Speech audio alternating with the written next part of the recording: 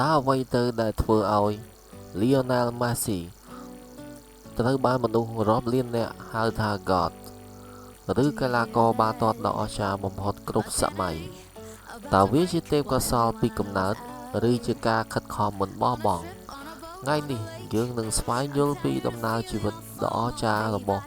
Lionel Messi Lionel Andres Messi កើតនៅថ្ងៃទី24 ខែមិថុនាឆ្នាំ1987នៅទីក្រុង Rosario ប្រទេសអាហ្សង់ទីនតាំងពីក្មេងគាត់ស្រឡាញ់បាល់ទាត់ខ្លាំងហើយលេងជាមួយបងប្អូននិងមិត្តភ័ក្តិជារៀងរាល់ថ្ងៃ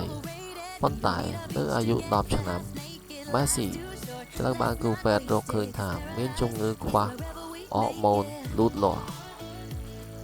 ការព្យាបាលមានតម្លៃថ្លៃខ្លាំងហើយគ្រួសាររបស់គាត់មិនអាចទ្រាំទ្រការចំណាយនេះបានមនុស្សជាច្រើនគិតថាសុបិនរបស់ក្មេងប្រុសម្នាក់នេះប្រហែលជាត្រូវបញ្ចប់ត្រឹមនេះនៅឆ្នាំ2000ក្លឹប FC Barcelona បានអញ្ជើញ Messi មកធ្វើតេស្ត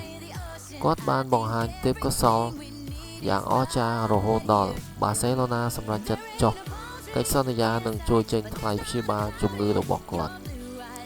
Messi បានផ្លាស់ទៅរស់នៅប្រទេសអេស្ប៉ាញជាមួយគ្រួសារនឹងចូលវឹកហាត់នៅ La Liga La Masia ដែលជាសាលាបណ្ដុះបណ្ដាលយុវជនដ៏ល្បីរបស់ Barcelona នៅទីនោះ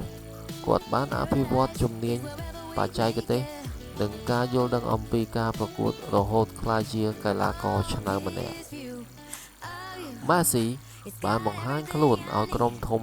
របស់ Barcelona នៅឆ្នាំ2004ក្រោមការដឹកនាំរបស់ Pep Guardiola គាត់បានបង្ហាញការលេងដ៏អស្ចារ្យជាមួយ Xavi និង Andres Iniesta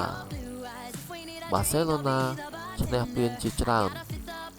ខណៈ Messi បំបែកកំណត់ត្រាជាបន្តបន្ទាប់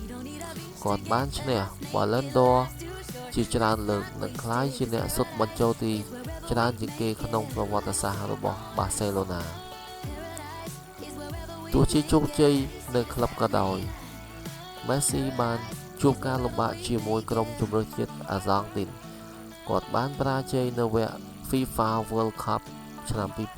2014និង Copa America ជាច្រើនដងមានមនុស្សជាច្រើនរិះគន់ថាគាត់មិនអាចដឹកនាំអាហ្សង់ទីនឲ្យឈ្នះពានបានទេនៅឆ្នាំ2001 Messi បានដឹកនាំអាហ្សង់ទីនឈ្នះ Copa America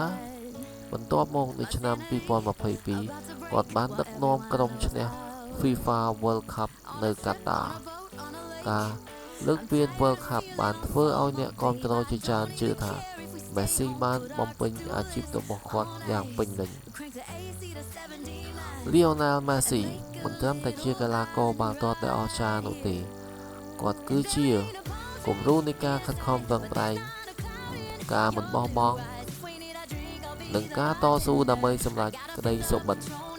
តើអ្នកគិតថា Messi ជា God ពិតមែនទេឬអ្នកមានកីឡាករដែលអ្នកគិតថាល្អជាងសូមខមមិនមតិរបស់អ្នកខាងក្រោមហើយកុំភ្លេចចុច Subscribe ដើម្បីទស្សនាវីដេអូថ្មីៗជារៀងរាល់សប្តាហ៍អរគុណច្រើនបាយបាយ